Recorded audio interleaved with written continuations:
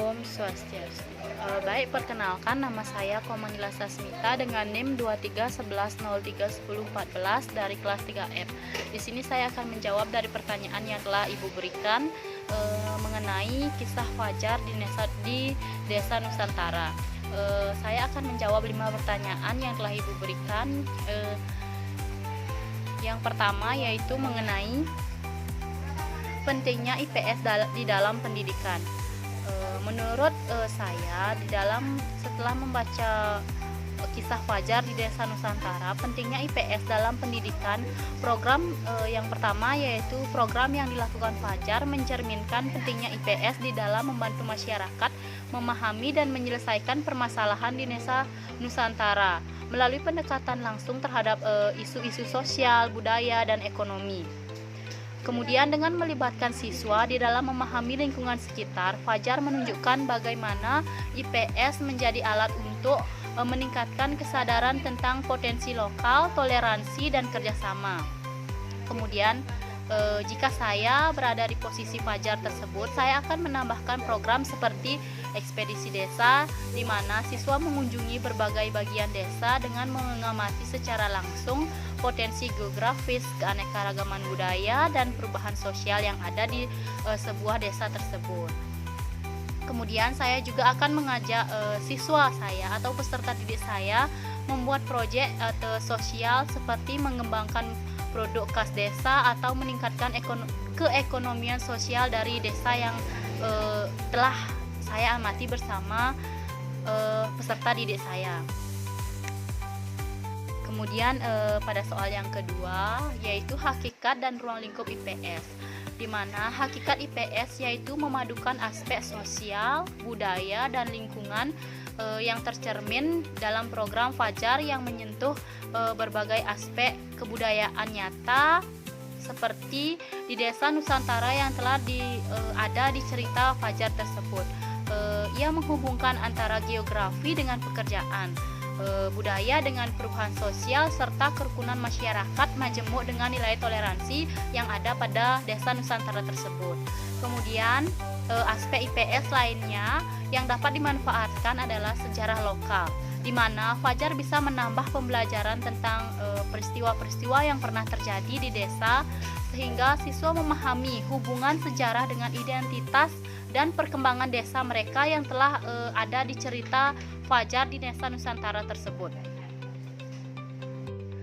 Kemudian pertanyaan yang ketiga tentang konsep dasar geografi dan ekonomi.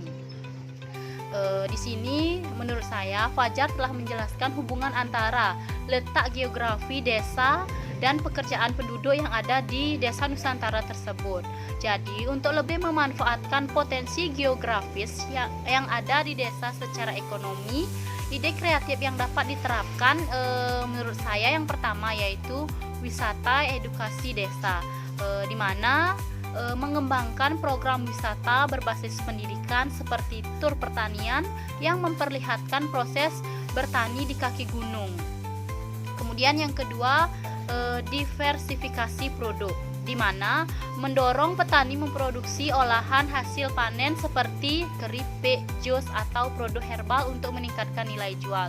Seperti misalnya ada produk singkong, misalnya kita olah bisa membuat menjadi keripik singkong tersebut. Pisang juga bisa kita produksi pisang tersebut menjadi keripik pisang yang dapat berguna bagi Desa Nusantara tersebut.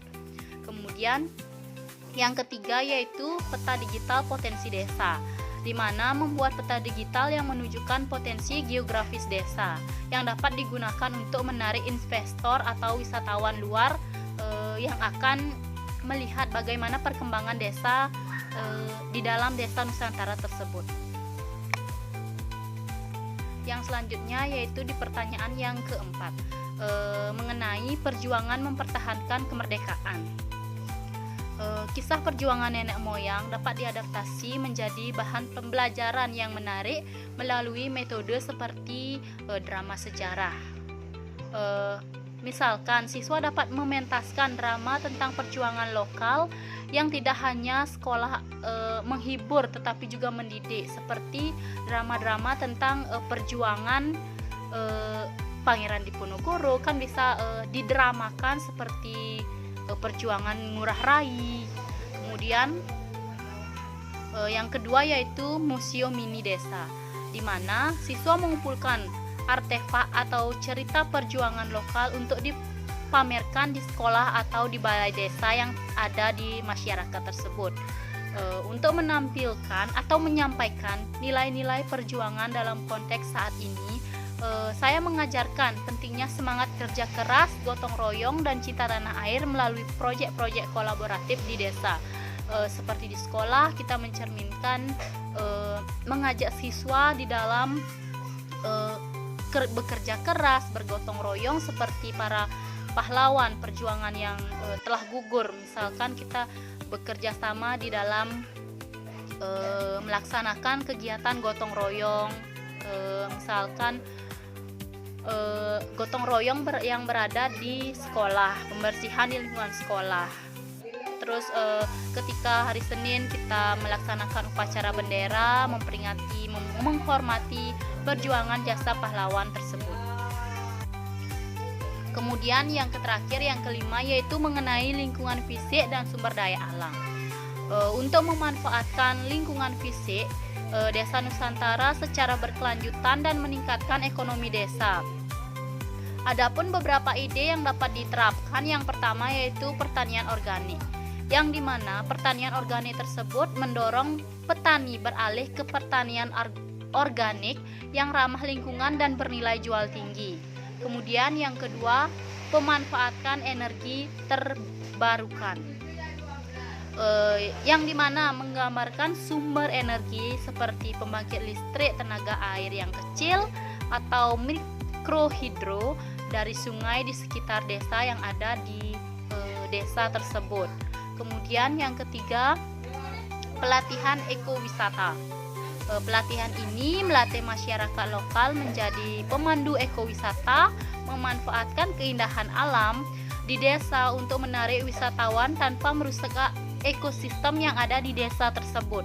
Kemudian yang keempat, reboisasi dan agroforestry, yang dimana menanam pohon produktif di area yang gundul sehingga memberikan manfaat ekonomi sekaligus menjaga keseimbangan lingkungan. Seperti misalkan ada hutan-hutan yang gundul, kita tanami pohon bersama dengan siswa atau peserta didik kita yang ada di sekolah. Kita bisa menggerakkan peserta didik kita ke masyarakat di dalam penanaman hutan kembali atau reboisasi. Baik, sekian yang dapat saya jelaskan. Saya akhiri dengan para mesanti. Om Santi Santi Santi Om.